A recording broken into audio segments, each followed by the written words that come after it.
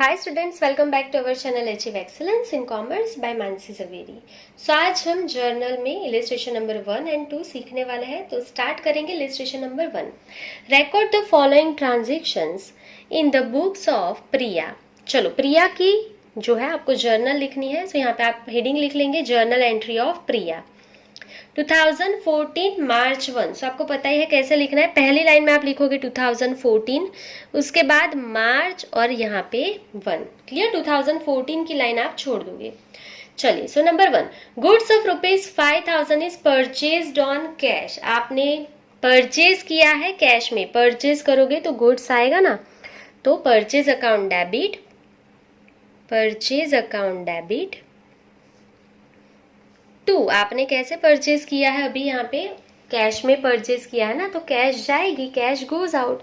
सो cash account क्या हो जाएगा? Credit to cash account. आपने कितने का परचेज किया है? 5000 का। 5000 और यहाँ पे आप बीइंग लिखोगे, being goods of ₹5000, being goods of ₹5000 purchased on cash, purchased on cash और ब्रैकेट ओवर कर लोगे। क्लियर? चलिए, इतना हो जाए। इसके बाद आपको पेंसिल और स्केल से यहाँ से लेके यहाँ तक लाइन ड्रॉ कर लेनी है। क्लियर? चलिए, मैंने आपको पहले भी बोला है, ये जो टेबल बनेगा आपका पेंसिल से आपको ड्रॉ करना है और स्केल का यूज आपको करना ही करना है। आपको हाथ से कोई भी लाइन ड्रॉ नहीं करना है। क्लियर? आपका टेबल जो है वो प्रॉपरली ही होना चाहिए। चलिए आगे देखेंगे। Number 4, goods of ₹8000 is purchased from Nandan on credit. आपने परचेज किया है क्रेडिट से। सो यहाँ पे 1 के नीचे लिखना है 4। ठीक है? अभी मार्च ऐसे नहीं लिखेंगे। सो अभी हमने परचेज किया है अगेन। सो purchase account debit, goods purchase किया है, सो परचेज अकाउंट ही डेबिट होगा, गुड्स कम्स इन ना। कितने का है? 8000 का आपने परचेज किया है।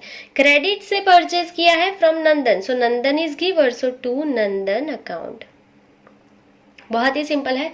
यहाँ पे कैश परचेज था तो purchase account debit to cash account. यहाँ पे क्रेडिट ट्रांजेक्शन है तो पर्सन का नेम ही आएगा opposite side. Clear?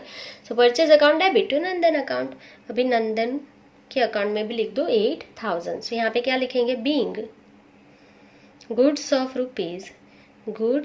Rupees 8000 purchased from Nandan, purchased from Nandan on credit. आगे लिखना है तो लिखना, अदरवाइज चलेगा ऑन क्रेडिट और ब्रैकेट ओवर कर देंगे। क्लियर? चलिए, आपको पेंसिल से लेके अगेन यहाँ पे एक लाइन ड्रॉ कर लेना है, सिर्फ इतना ही। क्लियर? चलिए आगे देखेंगे। Number 7, goods of ₹4000 is sold to Jigna. सिर्फ और सिर्फ पर्सन का नेम लिखा है, क्रेडिट ट्रांजेक्शन है। Jigna is receiver of goods, so Jigna account debit, sale credit ही होगा ना, so Jigna account debit to sales account. हमने सेल किया है, टू सेल्स अकाउंट। कितना हमने सेल किया? ₹4000 का, तो यहाँ पे हम लिख लेंगे 4000 being goods of ₹4000, goods of ₹4000 sold to Jigna.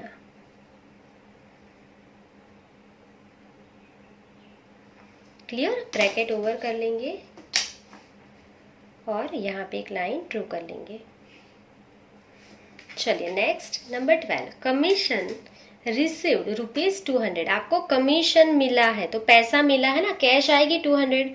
So cash account debit, cash account debit. क्या मिला है आपको? Commission, so to commission account, to commission account. कितना कमीशन मिला है? 200। सो यहाँ पे हम लिख लेंगे 200। क्या लिखेंगे? Being commission of ₹200 is received, commission of ₹200 received और ब्रैकेट ओवर कर देंगे।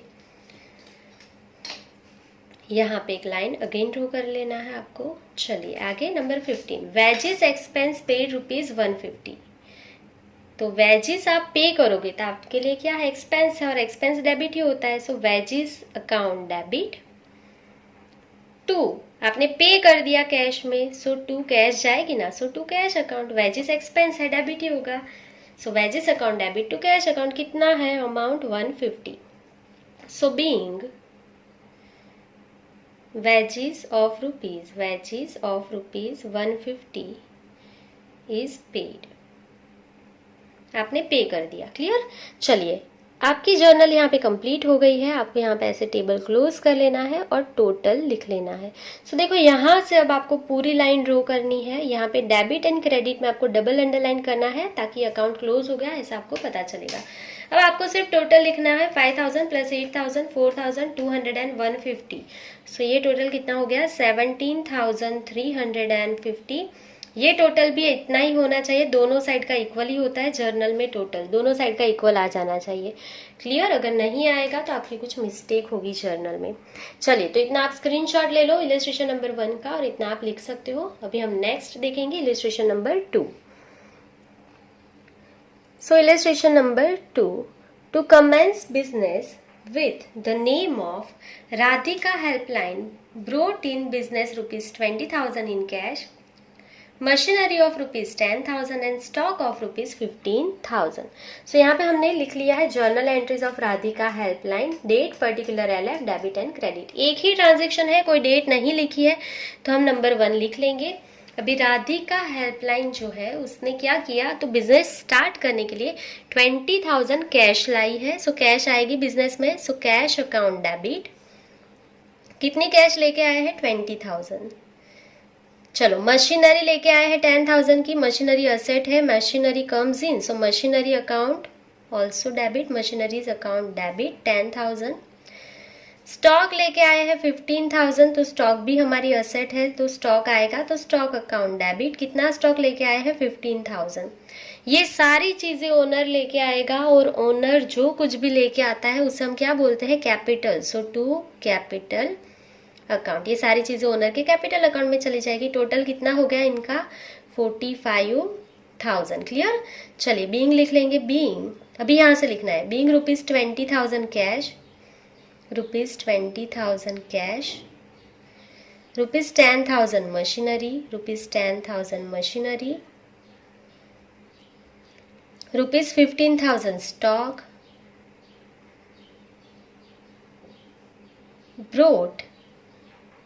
brought इन